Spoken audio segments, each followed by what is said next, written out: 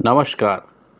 स्वागत है आपका आज के इस सत्र में, जिसमें कि मैं आपको पैन यानी परमानेंट अकाउंट नंबर के बारे में कुछ विस्तृत जानकारियां देना चाहूँगा। जैसा कि आप सब जानते हैं, परमानेंट अकाउंट नंबर या पैन कार्ड सभी के पास है।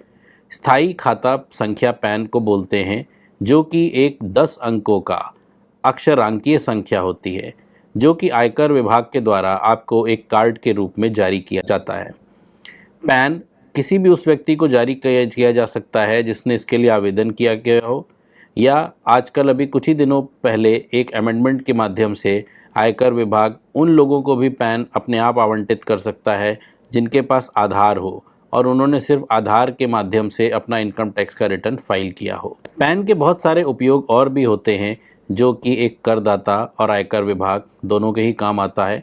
इनमें से कुछ निम्न इस प्रकार हैं। किसी पैन विभाग इनकम टैक्स विभाग को व्यक्ति के कर भुगतान, टीडीएस, टीसीएस क्रेडिट, आय की विवरणी, धन उपहार, निर्दिष्ट लेन देन, पत्राचार और इसी तरह के सभी लेन देन को आयकर प्रस्थान के साथ जोड़ने में सक्षम बनाता है, जिससे कि आपको अपने टैक्स पेड का प्रॉपर क्रेडिट मिल सके। आपका जहाँ पे कहीं कोई टीडीएस हुआ है वो उसमें पैन में आपका रिफ्लेक्ट हो सके। दूसरा, उसका एक और बहुत ही महत्वपूर्ण फ़ायदा होता है कि एक निर्धारिता से संबंधित कर, कर निर्धारण, कर मांग, कर बकाया आदि के भुगतान को जोड़ने की सुविधा भी इस पैन के माध्यम से होती है, क्योंकि इस पैन के माध्यम पे जो एक 26AS स्टेटमेंट निकलता है, जिसके बारे में आप सभी को जानकारी होगी। इसमें जो भी आपने कर जमा किया है आयकर विभाग को, वो इसमें दिखता है। आपका कर निर्धारण से अगर कहीं कोई मांग है तो वो उसमें दिखती है। अगर डिपार्टमेंट आपके अगेंस्ट कोई डिमांड कर बकाया की है फिगर, तो वो भी उसमें दिखती है, आदि आदि। एक बहुत ही अन्य महत्वपूर्ण बिंदु पैन का ये होता है कि यह सूचना के आसान पुनर्प्राप्ति की सुविधा प्रदान करता है और निवेश से संबंधित जानकारी के मिलान, ऋण जुटाने और करदाताओं की अन्य व्यावसायिक गतिविधियों को सुविधाजनक बनाने के लिए उपयोग में लाया जाता है। और अंत में, जो कि एक बहुत ही महत्वपूर्ण है, कि पैन कार्ड, पैन नंबर एक कर चोरी का पता लगाने और कर के आधार को बढ़ाने में मदद करता है। कर के आधार को बढ़ाने में ये ऐसे मदद करता है कि आजकल बहुत सारे लेन देनों में पैन का डिस्क्लोज़ करना अनिवार्य हो गया है, और जैसे ही आप अपना पैन वहाँ पर उद्धृष्ट करते हैं, आयकर विभाग को इसकी जानकारी हो जाती है और आप अपने आयकर विवरणी, आयकर रिटर्न में उस इन्वेस्टमेंट को, उस चीज़ को रिफ्लेक्ट कराते हैं, जिससे कि आयकर विभाग आपसे पत्राचार कर सकता है, टैक्स ले सकता है। पैन की समझ, जैसा हमने सब लोगों ने देखा होगा, हमारे पैन कार्ड के ऊपर एक 10 डिजिट का एक नंबर पड़ा रहता है, जिसमें कि पहले 3 अल्फ़ाबेट उपरोक्त पैन में, जैसे मैं अब आपके स्क्रीन पे एक एग्जांपल आ रहा होगा, जिसमें कि पैन नंबर रिफ्लेक्ट हो रहा है AFZPK7190K। सो इस पैन के जो पहले 3 वर्ण हैं, जो कि AFZ हैं, ये वर्णमाला श्रृंखला AAA से ZZZ के लिए चल रहे हैं। और जैसे जैसे ये ख़त्म होती जाती है सीरीज़, जैसे पहले AAA शुरू हुआ, फिर AA B शुरू हुआ, फिर AAC शुरू हुआ, फिर जब आखिरी वाला C वाला Z तक पहुंच गया तो ये ABA शुरू हुआ, ABC शुरू हुआ, ABC शुरू हुआ, ऐसे ऐसे करके। इसमें जो पैन का चौथा वर्ण होता है, जैसे कि इस दिए गए हुए पैन में AFZ के बाद P अल्फ़ाबेट आप देख रहे हैं, यह जो चौथा वर्ण है, यह पैन में पैन धारक की स्थिति का प्रतिनिधित्व करता है। P एक व्यक्तिगत पर्सन के लिए है, जैसे कि ये पैन कार्ड किसी इंडिविजुअल का लग रहा है, किसी व्यक्तिगत का लग रहा है, क्योंकि इसमें चौथा अल्फ़ाबेट P आता है। अगर यहीं पर ये कोई HF का होता तो इसमें AFZ के बाद P ना होता, इसके लिए F होता। और अगर यही पैन कार्ड किसी कंपनी के लिए होता तो इसमें 3 AFZ अल्फ़ाबेट के बाद C लिखा हुआ होता। और अगर ये पैन कार्ड 3 अल्फ़ाबेट के बाद AFZ A होता तो ये किसी AOP के लिए होता। और अगर इसी जगह पर T लिखा होता तो यह किसी ट्रस्ट और सोसाइटी का पैन होता। ये आप इसको पैन कार्ड को देख के समझ सकते हैं। इसका जो 5वां वर्ण है, जैसे इस दिए हुए पैन में K अल्फ़ाबेट है, तो इस पैन में K पैन धारक के अंतिम नाम, जो कि सरनाम के प्रथम चरित्र का प्रतिनिधित्व करता है। जैसे यहाँ पर K है तो ये जिस भी व्यक्ति का पैन है, उनका जो सरनेम है, जैसे संजीव कुमार नाम है तो के उनके सरनेम का पहला अक्षर है, तो ये के उसको डिनोट करता है। इसके बाद के जो 4 वर्ण हैं 7190, ये अनुक्रमिक हैं तथा संख्या 0001 से 9999 तक चल रहे हैं, जैसे कि पहले 3 वर्ण पहले 3 अल्फ़ाबेट के साथ था। और अंतिम वर्ण जैसे कि ऊपर के पैन में के है, ये वर्णमाला की एक जांच का अंक है। तो आयकर रिटर्न पर सभी लोगों को पैन उद्धृत करना अनिवार्य है। पैन की सबसे बड़ी एक आवश्यकता तो ये है कि आप जब भी अपना आयकर विवरणी दाखिल करेंगे, as an individual, as an HUF, as an AOP, as a BOI, as a company, जिस तरीके से भी आप करेंगे, आपको अपने उस आयकर विवरणी पर पैन को उद्धृत करना है। इसके अलावा अगर आप किसी भी आयकर अधिकारी के साथ कोई पत्राचार करना चाहते हैं किसी भी संबंध में, तो आपको उस एप्लीकेशन, उस आवेदन पत्र पर अपना पैन लिखना अनिवार्य है। तीसरा, 1 जनवरी 2005 से आयकर विभाग ने आयकर के भुगतान के लिए चालान पर भी पैन को उद्धृत करना अनिवार्य कर दिया है। इसके पहले आप जो टैक्स जमा करते थे वो पुराने पैन से कैसे भी जमा हो जाता था, लेकिन अब ये चीज़ कंपलसरी हो गई है।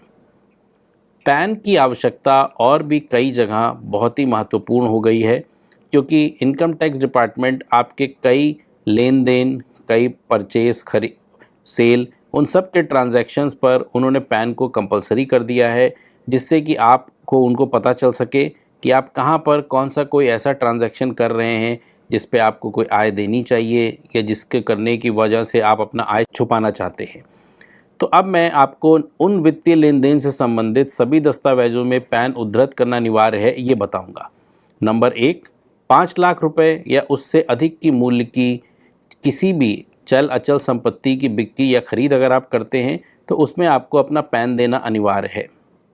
ये पैन आपने देखा होगा, आजकल आप अगर कोई भी ज़मीन खरीदने या बेचने जाते हैं तो रजिस्ट्री में आपको परचेज़र को और सेलर को, दोनों लोगों को अपना पैन देना पड़ता है, और जो रजिस्ट्रार होता है वो इस रजिस्ट्री की पूरी डिटेल इनकम टैक्स डिपार्टमेंट को फर्निश कर देता है, इनकम टैक्स डिपार्टमेंट के पास भेज देता है, जितनी भी रजिस्ट्रियाँ 5 लाख रुपए से ऊपर की होती हैं।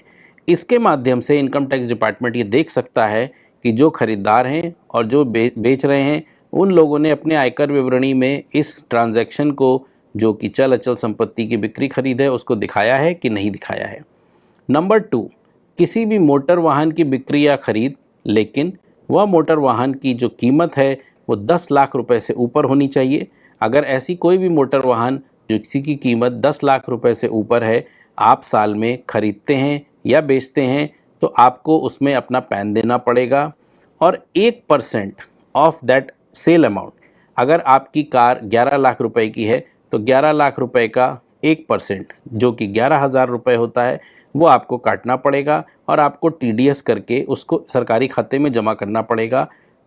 नंबर 3, किसी भी बैंकिंग कंपनी के पास, चाहे वो नेशनलाइज्ड बैंक हो चाहे वो प्राइवेट बैंक हो, अगर आप वहाँ पर 50,000 रुपये से अधिक के कीमत की कोई भी टाइम डिपॉजिट या फिक्स डिपॉजिट लेमैन्स लैंग्वेज में लेते हैं तब भी आपको अपना परमानेंट अकाउंट नंबर वहाँ पर बैंक में देना पड़ेगा। अगर आप किसी भी डाकघर में कोई बचत खाता चलाते हैं जिसमें कि आप 50,000 रुपये से ऊपर जमा करते हैं तो वहाँ पर भी आपको पैन देना आवश्यक है। किसी भी प्रतिभूति की खरीद या खरीद के लिए 1 लाख रुपए से अधिक के मूल्य का अगर आप अनुबंध भी करते हैं तभी भी आपको अपना पैन देना अनिवार्य है। अगर आप किसी भी बैंक में अपना खाता खोलने जाते हैं तब भी आपको अपना पैन देना अनिवार्य है, जिसके बारे में मैं समझता हूँ आप सभी लोगों को एक एक्सपीरियंस भी होगा, क्योंकि हम सभी लोग अपना किसी न किसी बैंक में अकाउंट खोल चुके हैं या खोलने जा रहे हैं, प्रोसेस में हैं, और हम देखते हैं कि वो बैंक का जो कर्मी है वो हमारा पैन कार्ड की कॉपी ज़रूर हमसे मांगता है।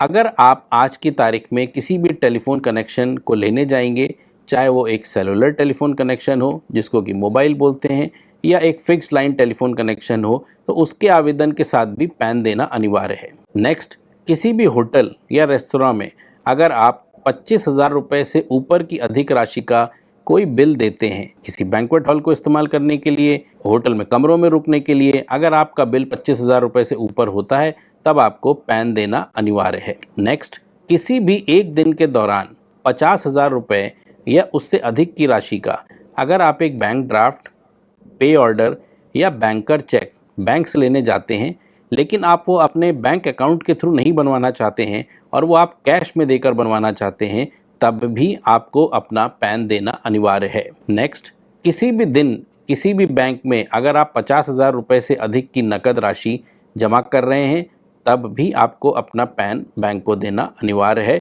हर उस ट्रांजैक्शन पर। किसी भी समय 25,000 रुपये से अधिक की राशि किसी भी विदेशी देश की यात्रा के संबंध में अगर आप इस्तेमाल कर रहे हैं, तब भी आपको अपना पैन देना अनिवार्य है। क्रेडिट कार्ड या डेबिट कार्ड के आवेदन के समय भी आपको अपना पैन कंपल्सरीली देना पड़ेगा। अपनी इकाइयों की खरीद के लिए म्यूचुअल फंड को 50,000 रुपये या उससे अधिक की राशि का भुगतान, आजकल आपने देखा होगा बहुत सारी कंपनियां, म्यूचुअल फंड की कंपनियां अपने आप को बहुत ही एग्रेसिवली मार्केट करती हैं और एज एन इन्वेस्टर आप उसमें इन्वेस्ट करते हैं। तो अगर आपने किसी भी म्यूचुअल फंड की किसी भी स्कीम में 50,000 रुपये से अधिक की राशि का इन्वेस्टमेंट किया, तब आपको अपना पैन डिस्क्लोज करना पड़ेगा। किसी भी कंपनी द्वारा अगर जारी किए गए शेयरों को प्राप्त करने के लिए 50,000 रुपये या उससे अधिक की राशि का आप भुगतान करने जा रहे हैं, चाहे किसी IPO से, चाहे किसी सेकेंडरी मार्केट से, तब भी आपको अपना पैन वहाँ पर डिस्क्लोज करना पड़ेगा। इसी तरह शेयर की तरह अगर आप किसी भी कंपनी या संस्था द्वारा जारी डिबेंचर या बॉन्ड प्राप्त करने के लिए 50,000 रुपये या उससे अधिक की राशि का भुगतान कर रहे हैं, तब भी आपको अपना पैन वहाँ पर देना पड़ेगा। भारतीय रिजर्व बैंक को 50,000 रुपये या उससे अधिक की राशि का भुगतान अगर आप किसी भी फॉर्म में कर रहे हैं, किसी भी रूप में कर रहे हैं, तब भी आपको अपना पैन वहाँ पर कोट करना पड़ेगा। अगर जीवन बीमा कंपनियों की पॉलिसी की जो प्रीमियम है, चाहे वो नेशनलाइज्ड हो, LIC, या वो किसी प्राइवेट इंश्योरेंस कंपनी के साथ हो, अगर वहाँ पर आप 50,000 रुपये या उससे अधिक की राशि का भुगतान पूरे साल में कैश में कर रहे हैं, तब भी आपको अपना परमानेंट अकाउंट नंबर कोट करना पड़ेगा। अगर आप किसी भी ज्वेलरी डीलर के यहाँ आभूषण खरीदने के लिए 5 लाख रुपए या उससे अधिक की राशि का बिल आपका है जिसका कि आप भुगतान करने जा रहे हैं, तब भी आपको अपना परमानेंट अकाउंट नंबर कोट करना पड़ेगा। अगला पॉइंट ये आता है कि हम कैसे और कहाँ पैन के लिए आवेदन करें। तो मैं आपको ये बताना चाहूँगा कि पैन निम्नलिखित विधियों के माध्यम से आवेदन किया जा सकता है। नंबर 1, NSDL के माध्यम से। NSDL गवर्नमेंट ऑफ इंडिया ने ई-गवर्नेंस के तहत एक स्थापित टिन फैसिलिटेशन सेंटर TINFC के नाम से गवर्नमेंट ने पैन केंद्रों की श्रृंखला पूरे इंडिया में फैलाई है, जो कि आयकर विभाग की जून 2004 से है और यहाँ पर आप अपने पैन का आवेदन जमा कर सकते हैं, वहाँ पर इसको स्वीकार किया जाता है।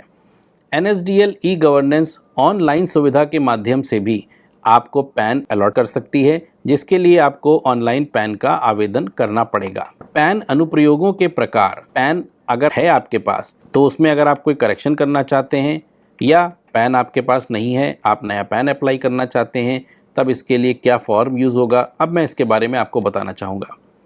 तो नंबर 1, पैन अनुप्रयोगों के 2 प्रकार हैं। पैन के आवंटन के लिए आवेदन।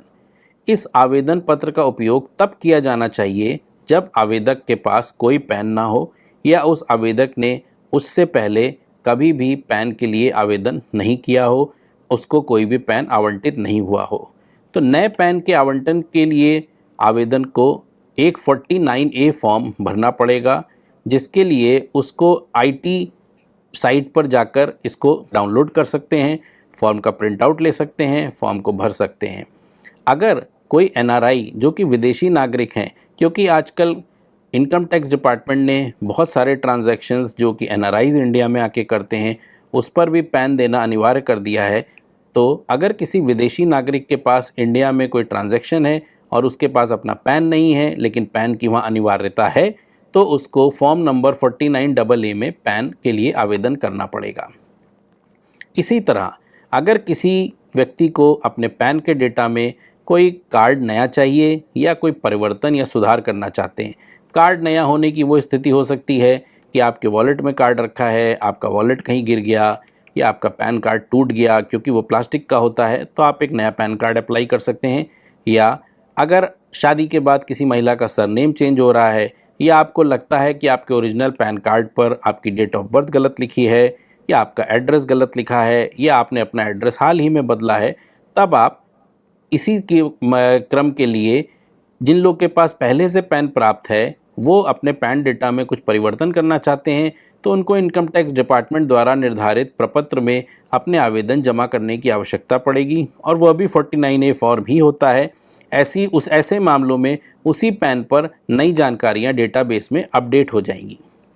नेक्स्ट, आवेदक या तो निम्नलिखित वेबसाइटों में से किसी के माध्यम से ऑनलाइन आवेदन कर सकते हैं। Number 1 portal of NSDL, number 2 UTI-TSL_ site पे, या NSDL के किसी भी, जैसा मैंने आपको बताया, टिन फैसिलिटेशन सेंटर या पैन सेंटर में फिजिकल पैन एप्लीकेशन भी जमा कर सकते हैं। आवेदकों को फॉर्म भरने से पहले आवेदन पत्र में दिए गए निर्देशों और दिशा निर्देशों में से के माध्यम से जाना चाहिए। उसमें जो रिक्वायरमेंट हैं वो आपको पूरी भरनी पड़ेंगी। भारतीय संचार पते के लिए पैन के आवेदन करने के लिए शुल्क 93 रुपये है। तो अगर कोई भी Indian resident pan card apply करना चाहता है या उसमें करेक्शन अप्लाई करना चाहता है तो उसकी फ़ीस 93 रुपये है, GST को छोड़कर। GST इसमें ऐड होगा इसका मतलब।